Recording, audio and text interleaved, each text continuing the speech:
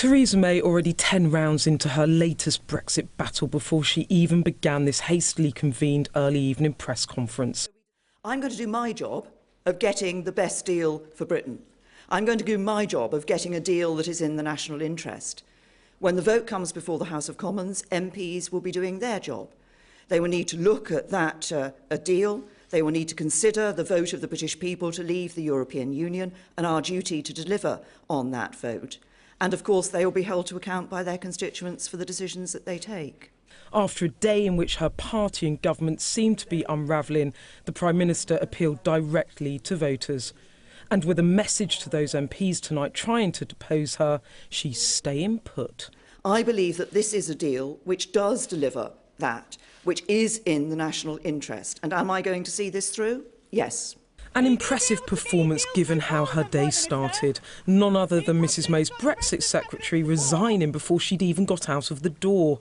A cabinet deal done on the terms of Brexit last night, in tatters by the morning. The Prime Minister still soldiering on, braced for impact in the Commons. I've been committed day and night to delivering on the result of the referendum and ensuring the UK leaves the EU absolutely and on time. I know it's been a frustrating process. It has forced us to confront some very difficult issues. But a good Brexit, a Brexit which is in the national interest, is possible. We have persevered and have made a decisive breakthrough. But in reality, she'd hit a wall on all sides. No support from Labour. The government simply cannot put to Parliament this half-baked deal that both the Brexit Secretary and his predecessor have rejected.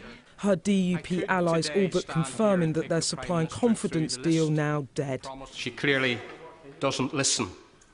And can I say today that this House now has a clear choice, and every member in it? We stand up for the United Kingdom, the whole of the United Kingdom, the integrity of the United Kingdom, or we vote for a vassal state with the breakup of the United Kingdom. That's the choice. Her own team full of menace too as they mauled their leader, leaving no doubt she was now facing a full-blown leadership crisis. These 585 pages are a testament to broken promises, failed negotiations and abject capitulation to the EU. This backstop is completely intolerable, and I feel confident that even in the unlikely event that legislation for it reaches this House, it will be ferociously opposed. Over 80 Tory backbenchers, well, it's 84 now and it's going up by the hour, will vote against it. So I plead with you to accept the political reality of the situation you now face. This leading Brexiteer all but confirming he was going to try and topple her in a no-confidence vote. As what my right honourable friend says and what my right honourable friend does no longer match, should I not write to my right honourable friend, the member for Altrincham and Sale West? 48 letters needed to call a vote. MPs convinced it's now only a question of when, not if. After all that drama, a theatrical press conference outside Parliament, successors already being mooted. Who do you want me to start with? You've got Boris Johnson and David Davis, and you've got Dominic Raab and Esther McVeigh, you've got Penny Mordaunt. You have streams of talent within the Conservative Party who would be very capable of leading a proper Brexit. The former Brexit Secretary who set off this morning's chain of resignations, insisting he still wanted Mrs May to continue, but admitting he did not know if she could. Do you think she will be Prime Minister then on Brexit Day next year? I certainly hope so, and I'll be supporting her to make a success of Brexit and make a success of her premiership. But hope is different from confidence, right? Well, I don't know. I can't predict. There's tumultuous, uncertain times.